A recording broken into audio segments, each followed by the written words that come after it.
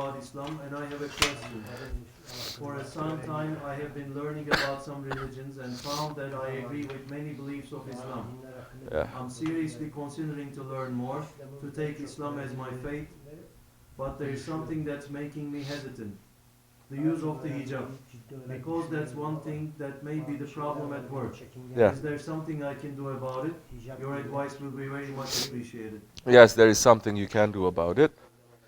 And this is also because it is a very private matter. If you wish, you can call us directly, and we will speak to you directly how to handle this, because it's a private is also a very delicate matter. The hijab gives a woman honor. The hijab raises her station higher. The hijab makes her to be angelic. The hijab makes her in appearances not to attract the shaitan and the evil people, but only to attract good, decent people. West is not understanding the hijab at all. But if you look at it in the West, until the 1940s, all the men and all the women, they also wear their own version of the hijab, even in the West. Hats and gloves. Not bare. Now we are living in this Ahir Zaman, which is the end of times, and these are the times of what we're saying, the Antichrist. These are times of great confusion, and so many things are upside down, and even in Islam, new styles coming out, saying we don't have to follow what the Prophet brought us, but if we don't follow what the Prophet brought us, there's not going to be safety. And we're looking carefully. If those ones who have followed what the Prophet brought, men's and women's, children and old people, governments and individuals, if they follow and they hold on tightly, they have peace in their hearts, and they bring peace to the nation, and they bring high civilization. If we look carefully, for 1300 years, that is what we had. Past 100 years since we did not follow the Shariat of Allah, that we do not have a khalifah, we do not have Islam ruling. So the Muslims have become weak. We have increased in numbers exponentially. We have more resources and more money. We have more technology. We have more of everything. But we have become really weak. Because this weakness is not coming from physicality, it's coming from a spiritual weakness. The strength is not going to come from the physical strength, it's going to come from the spiritual strength. And the spiritual strength is holding on tightly to the beloved of Allah, ﷺ, the Holy Prophet, ﷺ. So, we'll speak more, inshallah, about this. There are so many ways to be able to handle this. And may you find safety, inshallah. Welcome to you if you find Islam. And understand that Islam is not a religion that began 1300 years ago. Okay? Like if you open any dictionary, encyclopedia, Islam began in 622 AD by a shepherd called Muhammad, found an angel in a cave, and he started preaching, and from there it continued, and he took from traditions of the Jews and the Christians. No. That is wrong. Our own stories, our own narratives are not being told by us. They are being told by people who don't like us, who hate us. So that is not Islam. Islam is a religion.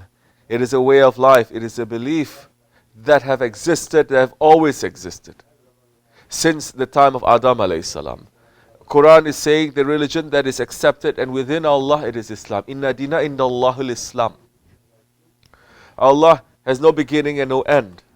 Islam has no beginning and no end. What did Moses bring? Islam. What did Jesus bring? Islam. What did 124,000 from Adam alayhi salam to Ibrahim alayhi salam to Sulaiman alayhi salam to Yaqub alayhi salam to Dawood alayhi salam to all the prophets that we know, we don't know? Islam. How did it become Buddhism, Hinduism, Christianity, Judaism? Because they left the road of Islam. That's why they don't even have a name for their religion. Understand this. Allah did not give a name to their religion. No Christian can say, well, Jesus says my religion is Christianity. No Jew can say, Moses says my religion is Judaism. No Hindu can say it's Hinduism. I remember reading, there's one Jewish guy who became a Muslim just on this fact alone. They say it's very clear. This is the only religion where Allah is saying clearly in His book, this is your religion and it's called Islam. Over and over and over again. You will never find the word Christianity or Judaism or Hinduism or Buddhism or whatever ism it is in all of their holy texts. Nothing. It does not mean now that all their ways, okay, you're not going to find similarity. Of course you're going to find similarity because it began from the same place. It began from Islam, then it branched off to different directions.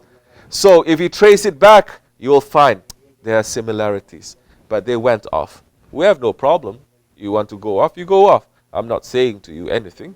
You want to go off and branch off somewhere, you can do it. But what we're saying is that is why you will find Islam in Buddhism. You'll find Islam in Hinduism. You'll find Islam in Judaism, in Christianity. But Islam is not Hinduism. Islam is not Buddhism. Islam is not Christianity. Islam is not Judaism. And people who are trying to say that okay, this everything, we are all the same 100%, they are being wrong. And they're being stubborn. And they're being ignorant. There are differences. We began together, same way, but we went a little bit separate way. The main way still continues, and we're saying, come back. Come back. Come. Come. Whoever you are. Even if you've broken your vows 1,000 times, come. Ours is not the dergah of despair. That is what Mevlana Rumi is saying. Our way is not the way of despair. Which is the way of the Holy Prophet ﷺ. So, that much I could say. Assalamu alaikum.